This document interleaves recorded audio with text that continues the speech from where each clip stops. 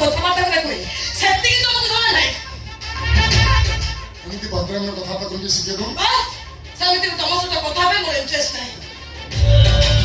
ମୋର କିନ୍ତୁ ଭାରି ଇଣ୍ଟରେଷ୍ଟ।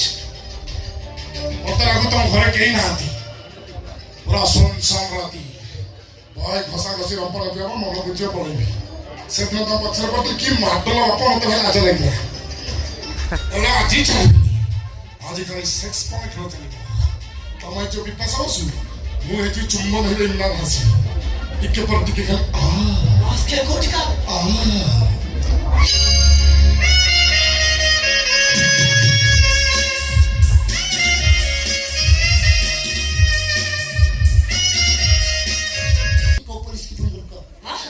ଆସିଲେ ଜଣା ପଡିବ କଣ କେହି ଆସିବେନି। ନାଇଁ ଆସିବ ତତେ ବାଳିବା ପାଇଁ ସମସ୍ତେ ଆସିବେ। ବିଶ୍ୱାସ କର, ତୋ ଉପରେ ମୋର ଏତେ ବଡ଼ ଆଶା ଅଛି, ଏତେ ବଡ଼ ଆଶା। ଟିକେ ସମୟ ତ ଆଶା ପୂରଣ ହେଇଯିବ, ପଳେଇବି। ମୁଁ ଜମା ଯିବିନି, ମୁଁ ଭାରି ଅମାନିଆ। ରହ, ମୁଁ ପୋଲିସ ଫୋନ କରୁଛି। ପୋଲିସ ଦେଖଉଛ ମତେ?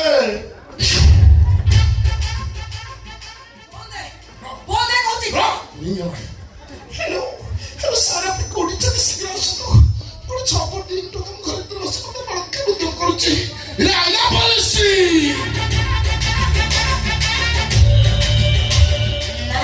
ମତେ ଟିକେ ଲୁଚେଇ ଦିଅ, ମତେ ଟିକେ ଲୁଚେଇ ଦିଅ।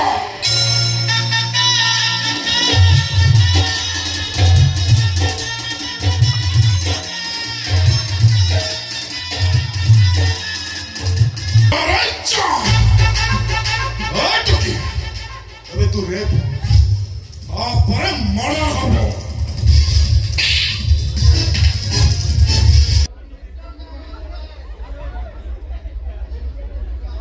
କଣ କହିଲୁ? ତତେ କହିଲି, ମତେ କହିଲୁ ମୁଁ ତ ଶ୍ୱଶୁର ପକେଇ ଭିଡ଼ିଓନି। କେଉଁଠି ମ୍ୟାଡାମ ଅନେଇଲୁଣି? ଅନେଇଲି ବୋଲି ଶ୍ୱଶୁର ପାଇଲା, ସମ୍ପର୍କ ନିବିଡ଼ ହେଲା। ଧରିକି 8-10 ଗଳିବି।